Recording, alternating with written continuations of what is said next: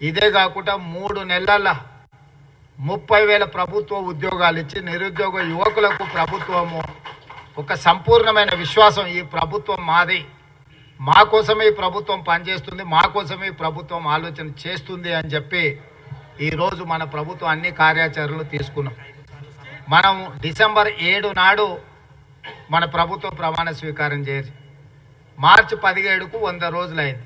సరిగ్గా 100 రోజులు మనము సంపూర్ణంగా పరిపాలన మీదనే, సంక్షేమం మీద, రాష్ట్ర అభివృద్ధి మీద, ప్రభుత్వ ఉద్యోగులకు ఎప్పుడు జీతాలు వస్తున్నాయో తెలియదు. మనం వచ్చిన మొదటి నెల 4వ తారీఖు ఇచ్చినాం, 2వ నెల 1వ తారీఖు ఇచ్చినాం. ఇలా ప్రభుత్వ ఉద్యోగులందరికీ 1 తారీఖు నాడు జీతాలు, పెన్షన్లు ఇచ్చే పరిస్థితి రాష్ట్రంలో మనం తీసుకొచ్చినాం. 10 సంవత్సరాల నుంచి లేని, 10 సంవత్సరాలు ప్రభుత్వం మీద ఉద్యోగస్తులు విశ్వాసం కోల్పోయారు. మనం ఎప్పుడైనా ఒక యజమాని దగ్గర పనిచేస్తే యజమాని మనకు సరైన సమయానికి జీతం ఇస్తాడు, యజమాని మనల్ని చూసుకుంటాడు అన్నప్పుడే మనం ఎక్కువ పని చేస్తాం. తిండి పెడతాడో పెట్టాడో, జీతం ఇస్తాడో ఇయ్యడో అని అంటే ఎట్లకెళ్ళి కష్టపడతాం మనం. అందుకే ప్రభుత్వ ఉద్యోగస్తులందరికీ 1వ తారీఖు నాడు జీతం, 1వ తారీఖు నాడు పెన్షన్ ఇచ్చే విధానాన్ని మనం తీసుకొచ్చి అందరికీ ఒక విశ్వాసాన్ని కల్పించాం. అదేవిధంగా ఎవరు ఏ సమస్య మీద వచ్చినా సచివాలయంలోకి సరాసరి వచ్చి మంత్రులను కలిసి చెప్పుకునే అవకాశం కల్పించినాం. ముఖ్యమంత్రిగా నేను ముఖ్యమంత్రి కార్యాలయంలో ప్రతిరోజు కలుస్తున్నా. ఇప్పుడు ఎన్నికల కోడ్ ఉండి మనం అక్కడికి పోకపోయినా ఇంటి దగ్గర వచ్చిన వాళ్ళందరినీ రోజు ఎవరు వచ్చినా వాళ్ళందరినీ కూడా కలిసి వాళ్ళు చెప్పే వాటిని విని వాళ్ళ సమస్యల పరిష్కారం కోసం మనం ప్రయత్నం చేస్తున్నాము. అంటే ఎన్నికల కంటే ముందు మనం ఏదైతే మాట ఇచ్చినామో, గడీల పాలన పోవాలి, ప్రజాపాలన రావాలి అని ఏదైతే మీరు కోరుకున్నారో, గడీలను బద్దలు కొట్టి ప్రజాపాలన తీసుకొచ్చి ప్రజలకు పరిపాలనను అందుబాటులోకి తెచ్చినాం. ఇవాళ ప్రజలు స్వేచ్ఛగా తమ ప్రభుత్వం దగ్గరికి ఎప్పుడైనా, నేను చెప్పేది, నేను నమ్మేది ఒకటే, మనం ఎన్నుకున్న ప్రభుత్వాన్ని చూసి మనం భయపడాల్సిన అవసరం లేదు.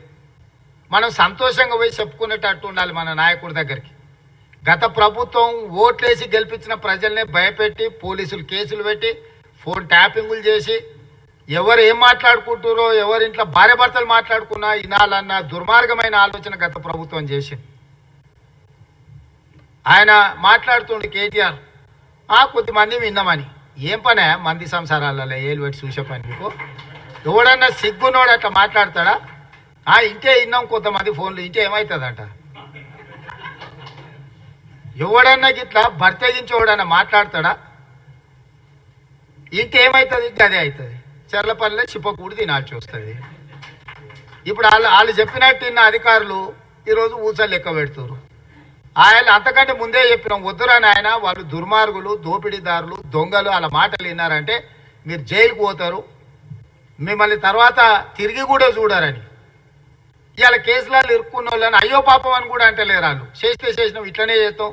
ఎవడు మాట్లాడతాడు? ఊర్లలో ఆవారగాడు మాట్లాడతాడు, తాగుబోతాడు మాట్లాడతాం, గట్లనే చేస్తాం, మేము బజార్లో బట్టలు ఇప్పుకొని తిరుగుతాం. అయితే ఏందని ఊర్లలో అన్నారు? ఎవడంటాడు? తాగుబోతాడు, తిరిగిపోతాడు అంటాడు. గట్ల మేము ఇట్లనే ఉంటాం. ఊర్లో ఎవరైనా పెద్ద మనిషి పిలిచారా, ఇది మంచిది కాదురా నాయన, పద్ధతి మార్చుకో అంటే మేము ఇట్లనే ఉంటామా? ఏం నువ్వేంది నాకు చెప్పేది? సేమ్ కేటీఆర్ కూడా భర్తగించిన అచ్చో సాంబోతులాగా మాట్లాడుతుండు. దాని ఫలితం దానికి ఉంటుంది. కాకపోతే దాని ఒక క్రమ పద్ధతిలో విచారణ చేసి చట్టపరంగా చర్యలు తీసుకోవాలి కాబట్టి విచారణ జరుగుతుంది. అంతకుముందు ఎవరైనా ఫోన్లలో మాట్లాడుకోవాలన్నా భయపడేది, ఎవరైనా కలిస్తే ఎవడేం రికార్డ్ చేస్తుండే అనే భయం ఉండే. ఇవాళ ఎవరైనా స్వేచ్ఛగా వాళ్ళ జీవితాలలో వాళ్ళు స్వేచ్ఛగా మాట్లాడుకునే పరిస్థితి రాష్ట్రంలో స్వేచ్ఛ తీసుకొచ్చినాము.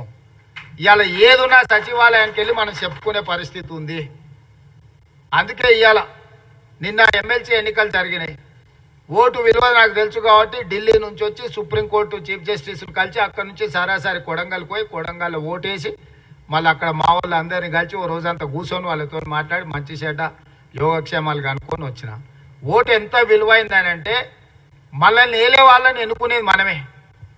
మనం ఇట్లాంటి లఫంగా వాళ్ళని ఎన్నుకున్నామంటే తర్వాత మనం ఎంత చెప్పినా ఓడినాడు. అందుకే ఎమ్మెల్సీ ఎన్నికలలో కూడా మంచి మెజార్టీతో మనము మహబూబ్నగర్లో ఎమ్మెల్సీ మీరు అందరూ మన